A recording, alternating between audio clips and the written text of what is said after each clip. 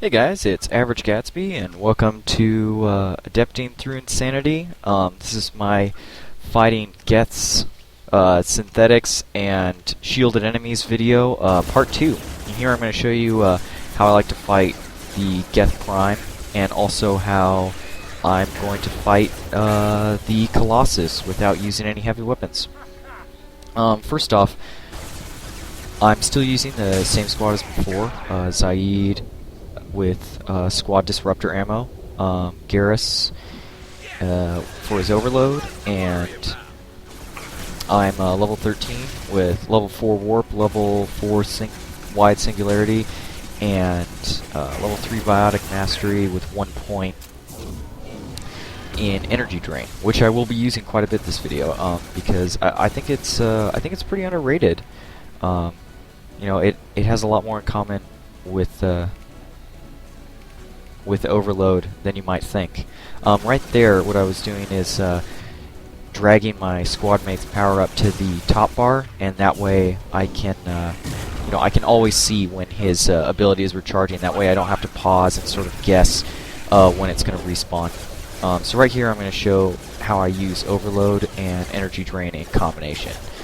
So I'm going to have Garrus use overload, and then immediately after use energy drain. And as you can see, it functions almost the same way on those, and that's how it works for mechs and Geth as well. So, you know, I think it's pretty good. It definitely makes up a little bit for that weakness Adepts have fighting Geth and mechs, and it definitely is a weakness. I went around here and I was gonna go for the killing blow, but these little drones are pretty nasty. You know, they're easy to kill, but their fire rate is pretty extreme. But you just do the either two overload combo, or overload plus energy drain, and they'll be gone. And Zahid died, but it's okay. Another thing I want to note here is that in this section I only encountered one Geth Prime, and in other playthroughs, almost every single one I'd encounter two. So I think if you keep the Geth Prime alive long enough and you walk too far forward in the level, the other Geth Prime won't actually spawn, because it's only going to have one on the field at a time. And you know, I'm trying to dart in and out, stay in cover as much as I can. These things just will respawn until the Geth Prime dies, and until you run through this section. You know, but just take your time, and don't get impatient. Just make sure you take them all out. It just really sucks to die from those things. So I'd recommend, you know, take him out and then go after the Geth Prime. And as you can see, his gun, because of the disruptor ammo, turns off while I'm shooting him. Now I'm going to cut to the Colossus stage after I've talked to Rieger, and I'm doing Paragon on this vid, this playthrough, just because I've done a completionist playthrough on both, so I know what it already looks like and everything. You know, I don't know if there's one that's easier or harder. I shot a warp right there earlier because I was trying to place the guys, and I just got a little bit impatient. So my strategy at this point is these Geth always attack in waves, and you can basically treat this like a regular fight with just a huge swarm, with a huge swarm of Geth attacking you, but just always keep in mind that bomb that is approaching you in regular intervals. You know, I'm trying my best to time my cooldowns so that I can pop off a shot right after there's an impact, but I don't do the greatest job of it. Right there, you see it. You know, I waited a little bit longer than I normally would in order to blast him, and that's just because I'm trying to stay out of harm's way. Now, my best advice I can give for this section is take this first part slow, and then afterwards play very aggressively. It took me a few tries to get through this, and all those times I was having trouble, they were actually all of my longest videos. So this was actually my shortest playthrough, was my most effective. And that's because, you know, I played a lot more aggressive.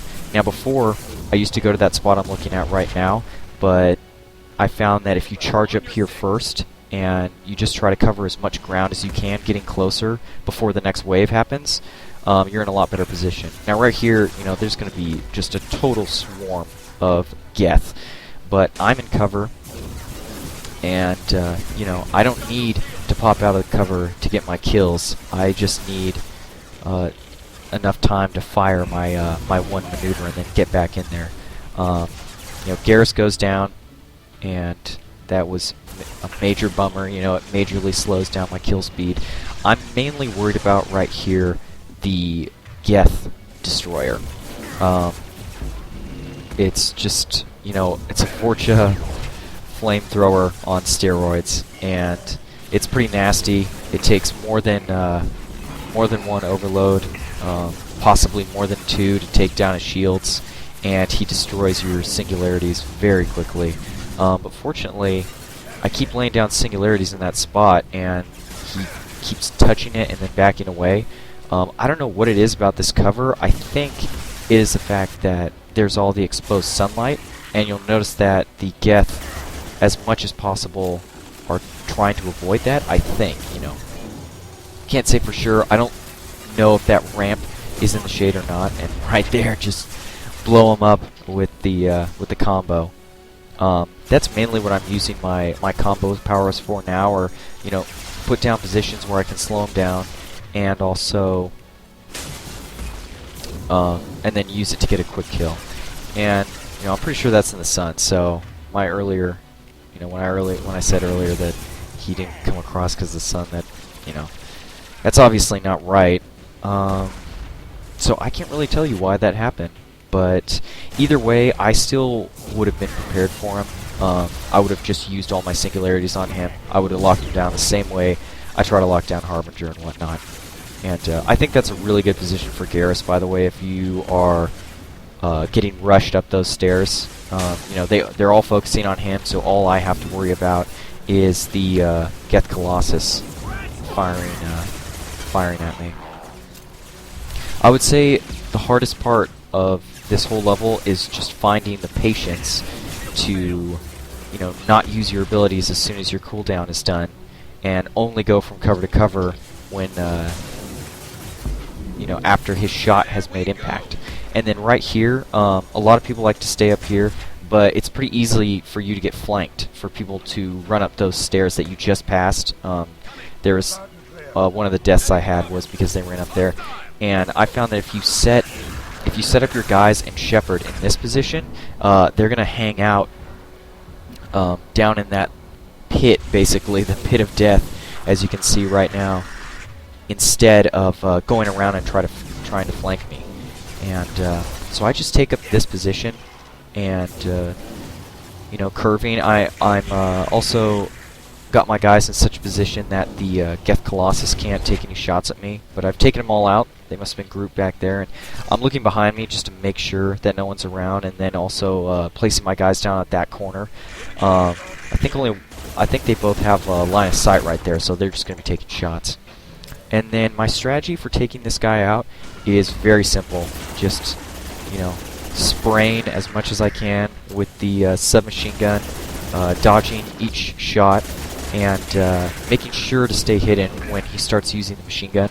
I fired a singularity right there just to show you guys that it does absolutely nothing against him.